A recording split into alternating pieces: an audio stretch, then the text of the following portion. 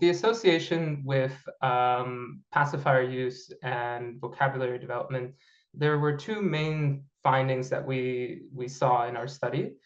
The first one is that basically the later pacifier use within this 1 to 2 year range was the most strongly associated with reduced vocabulary size.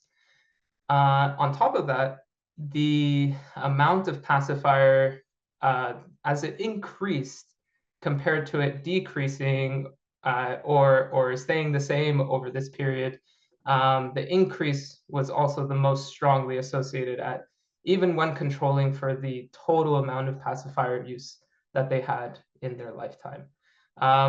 The one thing to note, though, is that our study doesn't necessarily create a causal link between pacifier use and vocabulary learning, but that there is this association between these two. The study that we've conducted doesn't allow us to really make conclusive claims about how much pacifier is safe or how much is recommended. But from previous studies, at least, we can see two main factors that contribute to when maybe parents could consider reducing pacifier use. So the first factor to consider would be kind of the dental alignment. So sometimes the teeth can shift, and this is usually beyond 2 to 3 years of kind of heavy pacifier use. So from that perspective, it could be a limit there.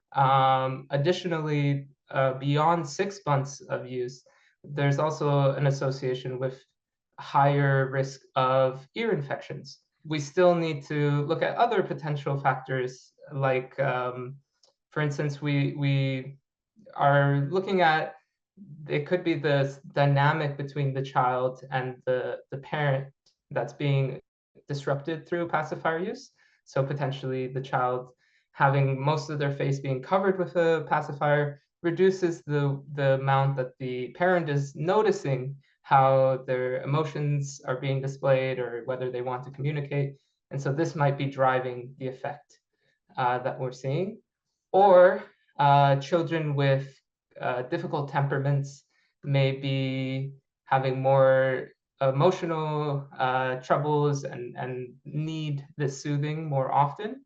And likewise, this kind of difficult temperament can impair their learning and make it more difficult for them to grasp vocabulary as they're growing.